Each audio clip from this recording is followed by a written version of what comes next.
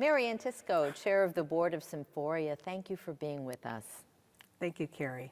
Saturday night, right here, the musicians from the orchestra will be on stage, conducted by a Ukrainian-born musician. What are you thinking is going to be in your mind and in your heart as you walk into this church? I think my heart will be overflowing.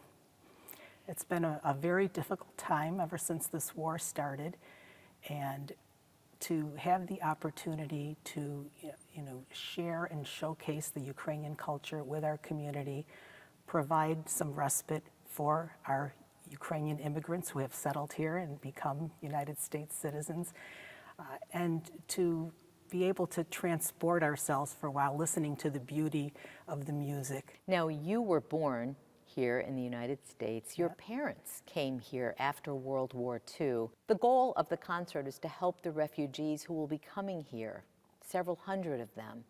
What can they expect to find when they come to Syracuse?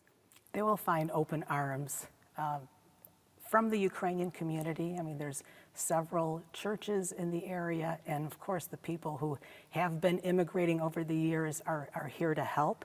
I think it'll be very difficult for them, having to leave their homelands and be here, but hopefully it'll be a soft landing for them. Yeah. You were there 15 years ago, but you're in touch with your cousins. How are they doing? Well, they're doing all right. Again, they live in the western part, so Lviv and western toward Poland, and so none of the fighting, luckily, has gotten that far.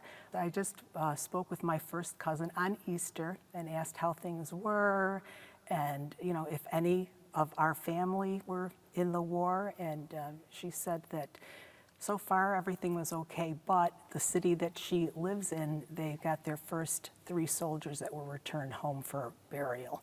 I guess I'm wondering what it feels like to be living life in Syracuse and going about your everyday business in peace and thinking about your family in the Ukraine. Well, it's always in the back of my mind. I must say that what my parents went through, I've never appreciated so much. They always said, you don't want to even know what we went through, and hopefully you'll never see that. And when I think of those words, my relatives in Ukraine are seeing that now. When they came over, they had $40 in their pocket, and that was, and then a few things that they had brought with them. And to think of, how they managed to build a family, build a life, leave a legacy. Hopefully these refugees that are coming here will find the same kind of support and environment that will nurture them and let them live the American dream.